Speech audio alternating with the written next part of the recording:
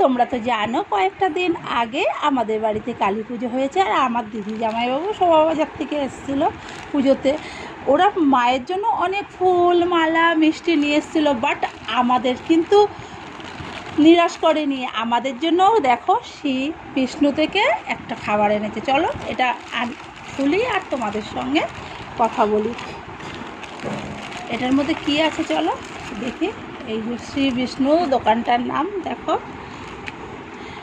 আমার বোন আর ভাই এই শ্রী বিষ্ণুর খাবার খেতে খুব ভালোবাসে। এই দেখো দই, আর ওরা এই দইটা খেতে এত ভালোবাসে, তাই জামাইবাবু আর দিদি যখনই আসে সুযোগ পেলেই কিন্তু এই দইটা নিয়ে আসে। তোমাদের দুটো বাবা একটু টেস্টও করেছে। বাবা কেমন লেগেছে? ওই দেখো, দেখলে ওর এক্সপ্রেশন থেকে তোমরা নিশ্চয়ই বুঝতে পেরে গেছো দইটা কেমন।